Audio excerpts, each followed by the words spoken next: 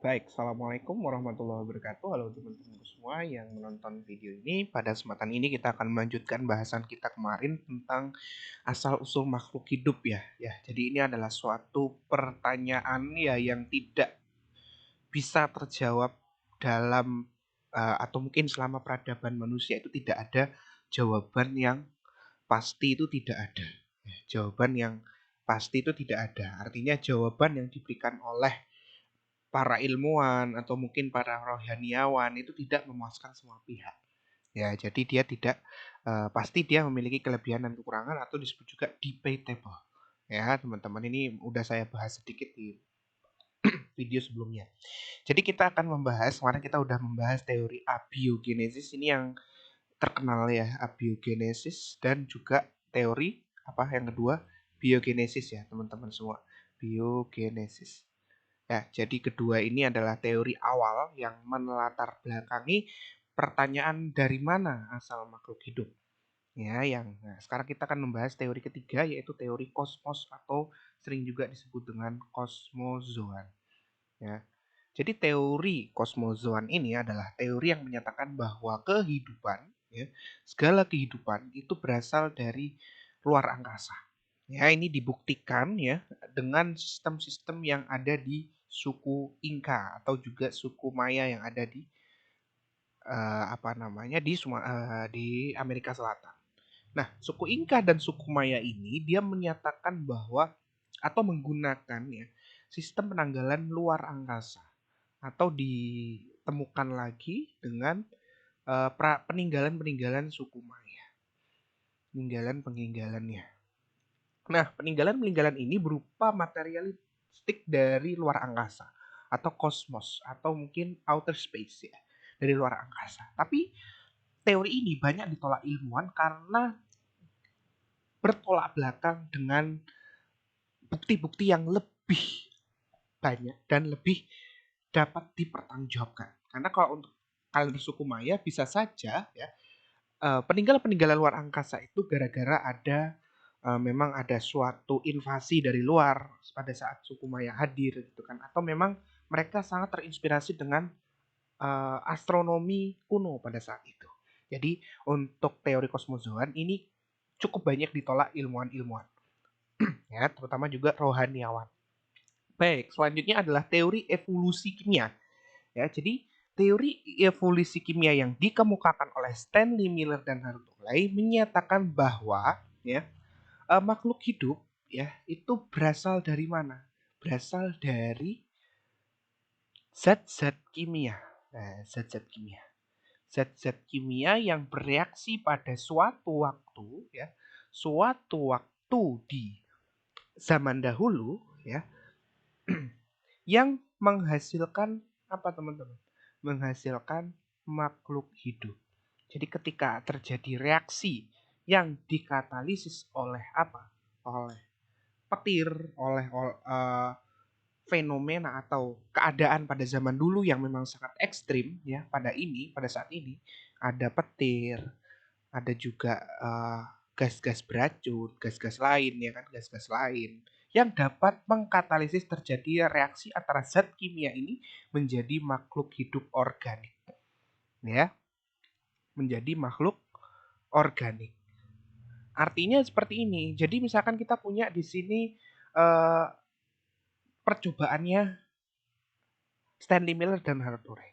Mereka mencoba memasukkan gas itu di dalam suatu tabung reaksi, ya, di tabung reaksi. Sekarang ada gas ya, gas tabung reaksi. Gasnya di sini berupa apa? Ada metana, ada amonia. Diingat-ingat ya, ini biasanya sering keluarnya air dan H2, ya, dan air dan hidrogen. Ini dia bereaksi. Jadi gas-gas ini bereaksi di dalam tabung nanti akan membentuk apa teman-teman? Membentuk produk berupa bahan-bahan organik. Ya, bahan-bahan organik. Contohnya apa? Ada protein. Ada protein. Pokoknya makromolekul kompleks. Ada protein, ada juga karbohidrat sederhana. Nah, jadi kita lakukan reaksi dengan pemicu reaksi atau katalis reaksi berupa halilintar ya. Halilintar pada saat masa lalu itu yang saya bilang tadi petir ya, kita ganti dengan percikan listrik. Nah, percikan listrik ini akan menyebabkan terjadi reaksi dan gas ini akan terkondensasi ya, uapnya keluar, uap keluar dari sini, uap keluar, ya ini uap. Nah, sehingga molekul-molekul yang berhasil dibentuk tadi itu diturunkan ya, diturunkan ke bawah sini ya, ke bawah sini ya, ke bawah sini sehingga kita melihat di sini ada cairan yang berisi apa? Cairan berisi bahan-bahan organik ya. Dan ini akan diambil untuk dites, ternyata di sini terjadi pembentukan senyawa-senyawa organik. Nah, dari kesimpulan ini bahwa dilogikakan oleh Stanley Miller dan Harold Urey bahwa pada masa lalu itu terjadi reaksi antara zat kimia yang ada di gas dengan katalisis listrik atau kalau dulu itu dengan halilintar yang sangat hebat ya. Ini pada saat masa-masa Paleozoikum ya, awal-awal makhluk hidup itu hadir di dunia ini ya, itu akan menghasilkan makhluk hidup yang sederhana baru nanti berevolusi menjadi makhluk hidup yang lebih kompleks. Ya, jadi ini adalah percobaan Stanley Miller dan Harold Urey, tapi ini percobaannya sangat sederhana ya. Kita sebenarnya bisa sendiri buat ya. Tapi untuk masa lalu ini sangat kompleks. Ya, jadi ini adalah salah satu asal usul yang cukup juga banyak ditolak ilmuwan ya. Dan terutama lagi ya rohaniawan. Dan ini sebagai salah satu teori yang debatable juga. Ya, bisa diterima, bisa juga tidak. Karena banyak kelemahan-kelemahan dari teori ini gitu. Baik, yang terakhir itu adalah teori special creation. Ini adalah teori yang mungkin sangat dekat dengan kita, terutama teman-teman kita kan orang yang berreligi ya, berreligi beragama, terutama agama Samawi, agama agama Samawi yang ada di Indonesia maupun di dunia itu meyakini bahwa ada kekuatan besar ya, bahwa makhluk hidup itu diciptakan oleh siapa? Oleh Tuhan sebagai kekuatan besar ya, seperti apa adanya ya, dikemukakan oleh siapa?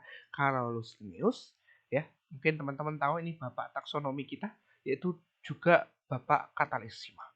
Ya, jadi teori special creation ini adalah teori yang paling diterima oleh orang-orang banyak di dunia karena orang mayoritas di dunia itu adalah orang-orang yang beragama. Mungkin untuk teori special creation ini diciptakan oleh Tuhan ya, diciptakan oleh kekuatan besar, tapi mungkin kita bisa analogikan dengan prosesnya seperti apa. Nah, itu mungkin yang dipelajari di evolusi kimia, teori kosmos, biogenesis itu lebih ke proses. Tapi kalau untuk siapa atau bagaimana awalnya itu jelas di tangan Tuhan. Ya, mungkin ini untuk asal-usul makhluk hidup. Teman-teman silakan mau percaya yang mana. Itu kami tidak memaksa karena ini adalah semua adalah ilmu ya. Teman-teman harus mempelajari gas-gas apa yang ada di sini, terus konsep-konsepnya biogenesis kenapa kok bisa dipatahkan dulu oleh abiogenesis, terus kenapa kok biogenesis akhirnya bisa mematahkan, nah itu teman-teman harus tahu. Terus kelemahan dari teori-teori masing-masing itu teman-teman harus tahu ya, seperti itu.